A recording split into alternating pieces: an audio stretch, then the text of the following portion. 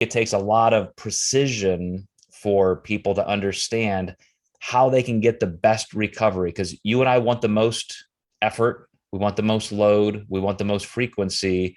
So to tease those apart and weave them back together in a way that we can get all of those things and still recover, that just takes a lot of thinking, proper programming, and then understanding when you need those days off.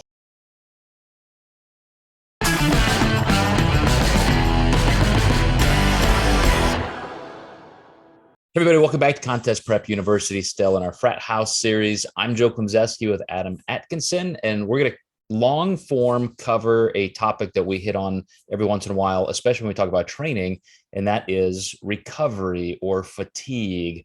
Why, how, when, how do you know when you need something like this? And I want to bring you in immediately here, Adam, because there are kind of a lot of buzzwords that float around from time to time. There are probably some misconceptions, but there are some real dangers here, not just to your training and your gains, but your physical health. So I know this is something you take seriously. You delve into, asking clients once in a while if they're open to doing blood panels and looking at things under the hood, so to speak. So how do you envision or even just communicate recovery to your clients in a very tangible way? Yeah, so it's hard because everyone views recovery and pain differently. And man, you're going to have athletes who push through anything and everything, even when they shouldn't. And then you have clients who are maybe a little weak, who probably need to be pushed a little more, who maybe don't need that extra rest all the time. So it really does come down to, for me, when we talk about recovery, often it's usually in the weekly check-in or just when they get their initial training block from me. So I upfront give them the option. Let's say I have them training 5 days a week. I will say, if you're super sore, there's nothing wrong going down to 4 days a week. And I think where that gets complicated, they have, these columns where they can fill out their weights and log everything. And they feel like that has to be completed by the time they get their next workout block. But I always tell them the goal isn't to fill all of this out. If you need a rest day, we're going to miss a workout or two off of this block, and that's totally okay. That's the right type of communication to have. But on the other hand, you'll have clients who miss workouts all the time. And then that they're hyper recovered and maybe they're just a little weak mentally, or we need to change the volumes of those workouts so they're not missing as much. So recovery is a difficult topic. It's something that I probably talk about more on my daily Zoom calls with my clients, because people will pop in quickly and say, hey, I'm really sore. They'll literally want permission if they can have that rest day or not, even if they already know they can have it. Well, and I know this becomes difficult for people because, as you said, we in the athletic training, physique sport world, performance sport worlds, that's the name of the game. It's all about the movement and the performance, and the way you get better is to train. So I have so many clients. I've talked to a couple overseas clients, and they don't even know each other, two different countries, and they both said the same thing in the same week, which is, I just need this psychologically, Joe. You've got to let me train every day. You got to let me train more than just 3 or 4 days a week. And I understand that, of course, and I want to contrast that with the fact that we can throttle back on the variables like intensity and load and so forth, and still keep people moving. The human body is certainly capable of movement, but the whole notion that, okay, this body part for me is a lagging body part genetically, so I need more work there, that can almost do the opposite. And most of the time it does. When you start to overtrain a certain body part, you start seeing regression, not progression. You start seeing impediments orthopedically. You start getting sore joints, tendons. You can get strains and injuries. So there is quite a continuum of we want to work, we love to work, we know what's the thing, it's the stimuli, but then the recovery is also, as the cliches go, where the muscle grows. So do you have a tangible way? And I know this is not something you can typically just kind of go to a lab and measure, but what is your mindset as a checklist of, okay, this is where we need to do more, or it's okay to do more, or we really do have to pull back? Yeah. So it really comes down to, are they progressing? Are they growing? If they're not, my first answer isn't necessarily to give them more. And I think that's where I used to make that mistake way early in my career. So like, if anyone's watching this and they trained with me 3 years ago, like, honestly, it's been that fast. I mean, I used to push people, and I have even looked back at some of my old programming and I'm like, my God, I can't believe I did this to people back in the day. It was straight up wrong. But at that time, I thought that that was okay for my athletes. And, I think it's okay as coaches to say, hey, we make mistakes and we're willing to change something. When you just stick to something that's not working, that's where the problem really resides. And you do find that, some people are just going to be really enhanced with recovery and some people aren't, especially once you get into age differences. My perimenopausal or menopausal clients, they're just going to have less recovery. Those hot flashes interrupt their sleep. So, the option to train 5 days a week, it's probably not going to be there for them with those natural sleep disruptions. So I'll usually pull them back to 3 or 4 days a week. And some people will really struggle and say that that's not enough. But, when you make that change that a lot of people aren't willing to make, that's when you start seeing the progress really happen. I think you nailed two really important things there, which is one, the actual measurable progress in strength and so forth. So I too, when I'm discussing this with a client and we're deciding what to do, I look at strength maintenance or strength progressions, especially if they're not in a calorie deficit. And I'll talk about things like recovery and how you feel, which treads into the subjective, of course. But I think most people need to give that some credence. Like, we know when we feel just completely beat up. And if every time you go into the gym, you just feel sore, you don't feel motivated, you feel like it's very tough to warm up. There's a sense, I think there's a throttle point where, okay, I know I'm in contest prep, I'm pretty fatigued, I'm in a calorie deficit, but once I get warmed up and moving, I feel great and have a great workout. If the opposite is true, if you can't warm your way up through that and you still feel like shit, you're probably going the other direction. And a lot of people, I think, still, especially in our world, use garbage can terms like adrenal fatigue syndrome and things like that, which is not a medical condition. It's debunked. It's talked about a lot in almost an antithetical way in the medical community. The irony is, it's completely the opposite of the real issue, which could be adrenal insufficiency. So talking about that real quick, most people in just buzzwords would say, oh, I have chronic fatigue syndrome, my cortisol levels are too high. And what's happening is, if your cortisol levels are too high, of course, you're doing a lot of work, probably. And so those cortisol levels are there. But adrenal insufficiency is when your body doesn't produce enough cortisol. So you can't even stimulate an adaptive response.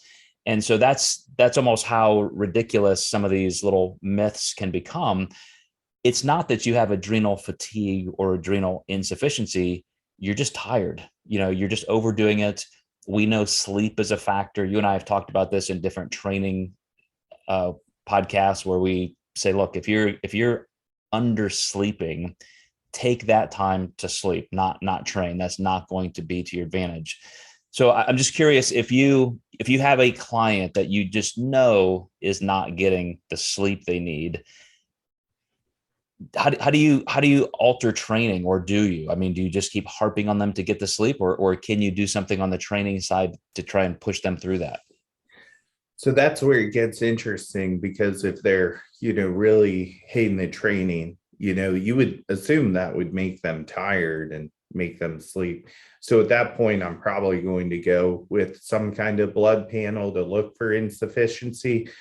They may have, just a circadian rhythm issue where their cortisol is spiking at night, and then they're just flatline the rest of the day. Or you just may see cortisol's not really signaling at all, just like you said. So we know that there's more of a major issue, and there's going to be a much longer recovery time with that versus just doing a deload or taking 3 days off in a row. We might need to manage the next mesocycle. I might even tell my client to drop training with me at that point. Hey, we need your workouts to be a little more low key, and I don't think you need my specific programming for recovery, as long as you're willing to, let's say we cap it at this many sets per reps, and you can kind of enjoy your training for a while. So in something that's that big of a scenario, we're going to be trying to, get cortisol to signal better again, but also, heal those hormonal adaptations that are happening from the lower cortisol. But, in a more standard scenario where some of that stuff isn't going on, I'll go back to deload weeks where I would rather just give somebody a couple days off from training, maybe a 3-day weekend, no training, no cardio. If they really want to, I'll let them do some walks and maybe put some limits on what that looks like. And I don't mind if they're going out and having fun, being somewhat active, hiking, but I really want to keep the stress low.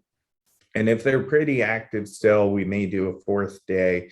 But I really never like the idea of, kind of training half-assed. I think that when you find an intensity range, it's really easy to take a week and give that up. When you take a whole week off from the gym, and worst case scenario, when you come back, everything feels hard again. You're going to find that intensity level like right away again. And I think it's really good to, go at the problem versus create more of the problem and say, hey, we're going to train, but train lighter. Because I think people have a real hard time actually training lighter when they go into train. I think some people do. And that can be an issue. I like that you even started this conversation with the fact that there are some people who actually need to be pushed harder. And I do want to make sure that we provide something very tangible for our audience, instead of just saying, don't overtrain, like, duh. And it makes me go back to the point, because I've always been interested in just maximum human performance. I have personally hired powerlifting coaches to train me. I even hired a running coach to do some programming for me, just to see what that was like in a performative sense. And I want to put that up here as just an example to parallel bodybuilding. The people who think, and this is what I would caution, is that you can just train a muscle group all the time. You just, there's no end. You can train glutes 6 days a week. You can train, if your delts are your weak spot, train them every day, twice a day. I mean, I've heard those things over the years. And a lot of exercise science lab information and protocol that you're hearing is certainly to keep volume and frequency very, very high, but just throttle back and forth between levels of load and intensity with perceived exertion. And even though I tend to not like that all the time, I'm going to give you this running example where somebody who's a runner and they're trying to progress in some type of event, you will run 5 days a week. You just will, 5 or 6 days a week. But there are longer overruns where you're going at a very, very slow pace. Then there are speed runs where you're under your typical event, but going for some speed work. And then in between, and you cycle those with a lot of intentionality. so that, after you do an all out, check your event, kind of mock up, you're probably going to be sore. And so maybe that next day is an overrun where it's lighter.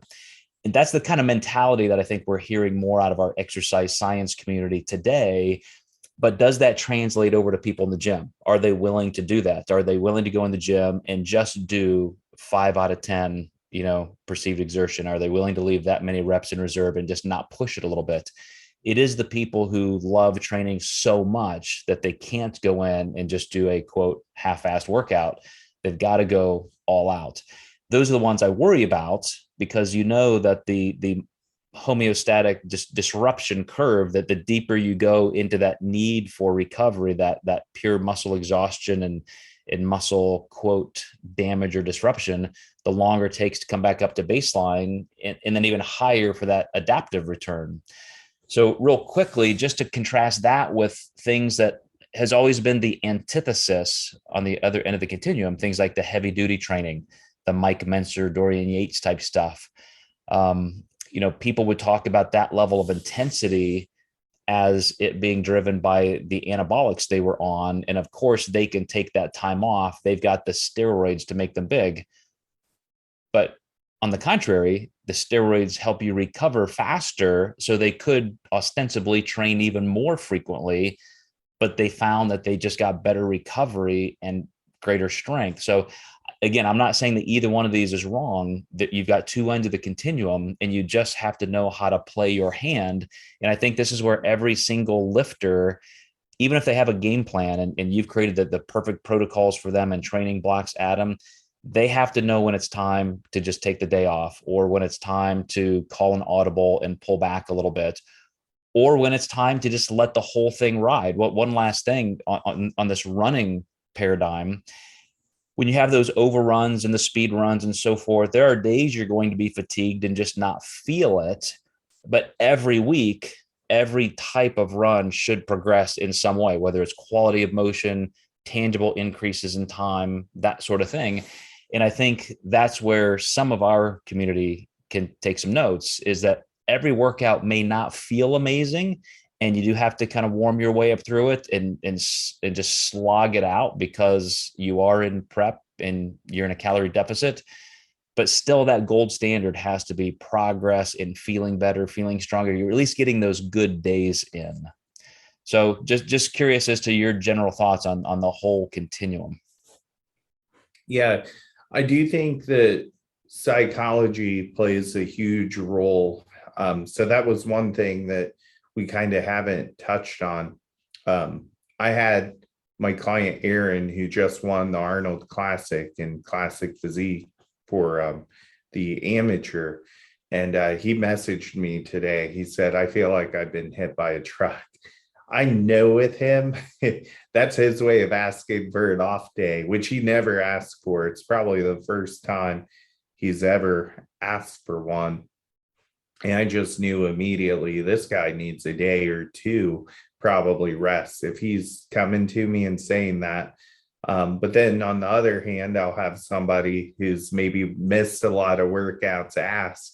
And I'm like, I feel like their body is already recovered. Your last week, you only trained, 3 out of the 5 days I wanted you to train. So, if you're feeling, maybe she said her knees were sore. I said, maybe we need to look at form execution versus missing a workout day, or just maybe exercise selection. What's causing your knees to be sore? Is it genetics? Could be genetics. She may just not have the best joints in the world, but are we executing things properly or improperly? And that's what's making your knees sore. Because in my professional opinion, I don't think it's the volume that I gave her, Mm-hmm. Well, I want to give another little example of just how sometimes a program change can be very effective. And I think we all kind of get into our baseline ruts. Like, we know what we like, we know what's worked well in the past, but sometimes when you just do kind of a wholesale change in what you're doing. So for example, if you're doing a certain split and all of a sudden you decide, okay, I usually train kind of a push pull, maybe whole body system, but now I'm going to break it up into opposing body parts. I'm going to do like chest and back together, push and pull on the same day, or, whatever you want that to be. Maybe one day is all. I've started programming some, what I call utility days for clients, where I say, look, on this extra day, I know you want to get to the gym, like you said, Adam, psychologically for that fifth or sixth time, maybe the fourth time. So let's go in there with kind of an open slate, and whatever you feel like you want to work on, this is your free day. Just make sure you're not tired, you're not overlapping things too much. But sometimes keeping in mind that for the ultimate goal for a certain movement or muscle, because we either train movements or we train muscle, you're looking at using kind of a misdirection at it. For example, I want to get my deadlift strength back up to, as close to my best ever as I can. But I know in my posterior kinetic chain, it's not going to get there just by deadlifting more and more and more and more. I've got a couple weak spots in that kinetic chain because of some detraining. So I know I have to do, for example, heavier hamstring work and stiff-legged deadlift. So that very low back strength that stiff-legged deadlift could give me, that's going to help my overall deadlift. And that kind of goes back to some Louis Simmons type stuff, right? Where you're working some of these auxiliary muscles and movements and so forth.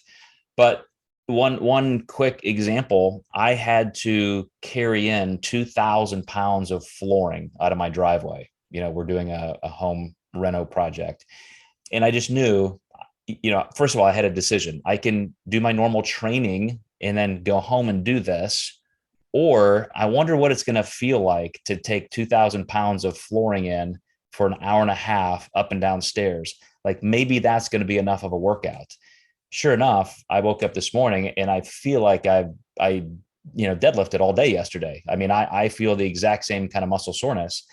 And that kind of stimulation, is indirect and weird as that sounds compared to training, like our bodies are under that kind of a load from the work we did yesterday in the gym and the day before in the gym and the day before, even if it's not directly the same movements. And I think it takes a lot of precision for people to understand how they can get the best recovery, because you and I want the most effort, we want the most load, we want the most frequency. So to tease those apart and weave them back together in a way that we can get all of those things and still recover, that just takes a lot of thinking, proper programming, and then still as a client, just understanding when you need those days off, like your client mentioned. Absolutely. I remember back in my prep, I was inline skating for my cardio, and doing the inline skating post deadlifting was horrible, because when you inline skate, you don't put your back in the best position.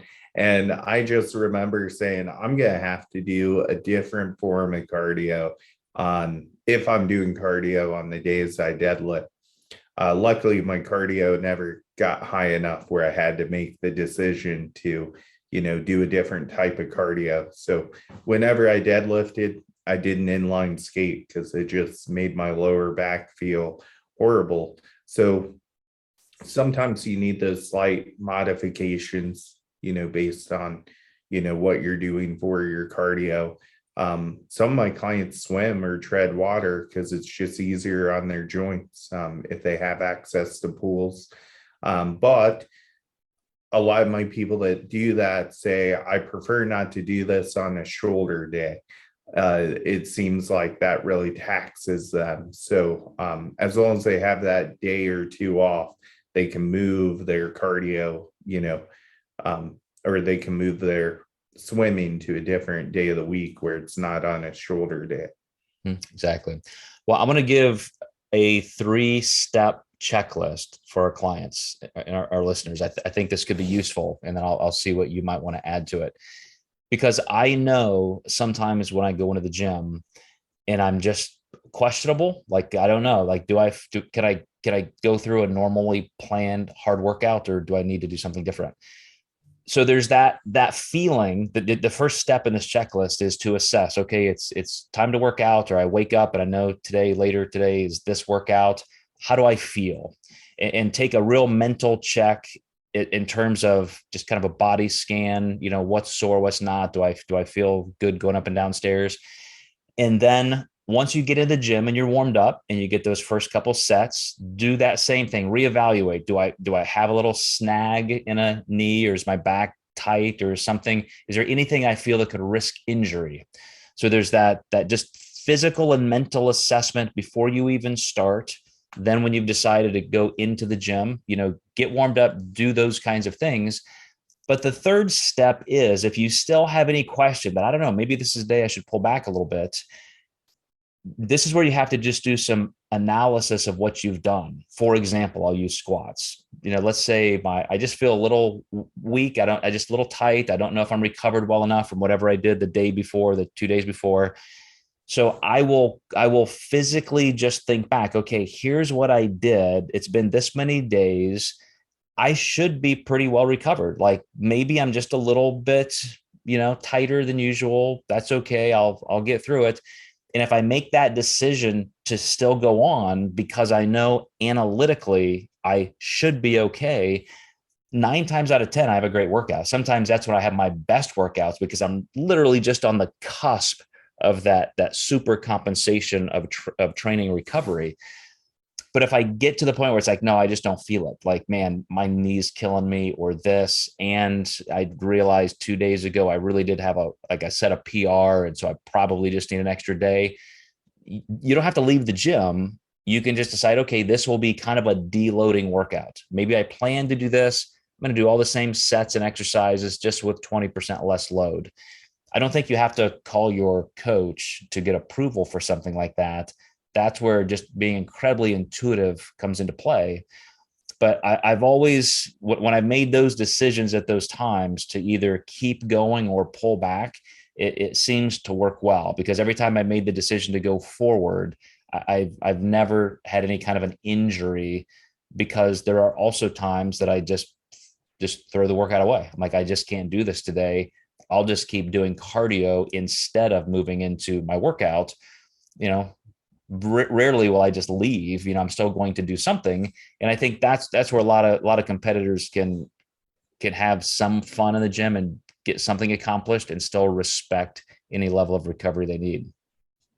Yeah, absolutely. Especially with just extreme muscle soreness, sometimes that cardio can be a good way to get some good blood flow without, taxing the muscle tissue too much, and get some better recovery. Yeah, I literally, I had a sore elbow because I haven't deadlifted this heavy in a while. I'm really on that upswing that I'm talking about.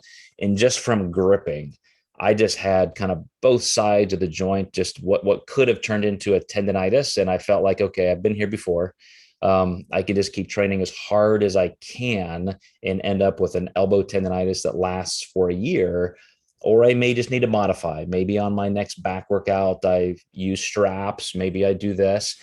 And within about 3 or 4 days, I started feeling it, easing up.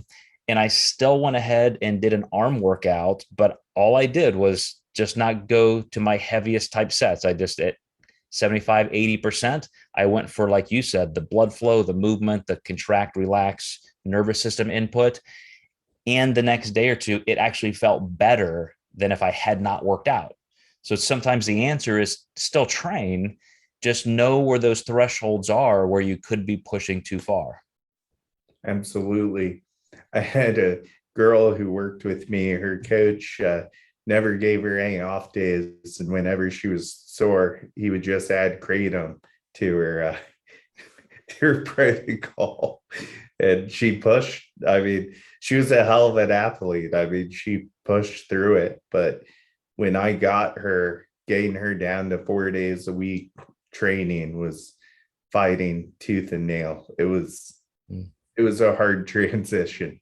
Yeah, I just told this story. I don't know if it was in another podcast or with my private coaching group, but I had a friend who was really gung ho, had a goal, and he's just going to train every day for a month. Like that was almost like a New Year's resolution type thing. I'm gonna hit 30 out of 30 days, and he went to these functional fitness classes. He ended up tearing his Achilles tendon. So, as his Achilles started getting more and more sore, he's like, I'll just push through it. I'll be fine. I'll just stretch out. I'll warm up well. Ends up tearing it. And then a couple months later, as that's healing, he's in a boot and so forth, he develops blood clots and almost died. So extreme story, but when your body's telling you need a little extra recovery, I mean, you're looking at tissue level tearing and permanent damage versus, just maybe one day off could have been the difference for him. Yeah, absolutely. Yeah, those are sad stories to hear when, someone does something like that. Well, other modalities in terms of just train or not train are simply things like massage therapy, where you can. I'm not going to mention sleep one more time. I promise. That just has to be there. You're just not going to progress without it. There are things like contrast baths. There are self massage things. The massage tools that we can use, Theraguns and rolling sticks, foam rollers, things like that. There are so many things that you can do. A lot of people don't use cryotherapy nearly enough, just an ice pack on a joint or a little cryo cup for an ice massage on a tendon. Sometimes you can keep making progress and pushing a little harder if you're just willing to do those kinds of self-care modalities as if you were an athlete in Olympic training camp with a staff of trainers. That's what these people will be doing for you to keep you moving forward. So we just have to be willing to do those for ourselves.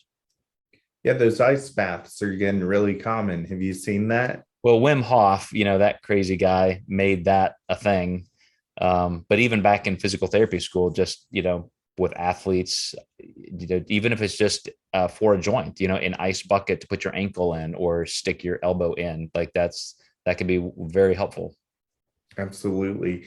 Yeah, there's tons of stuff out there now, for recovery. I think the Theraguns are great. And now they even have attachments so you can get it on your back yourself.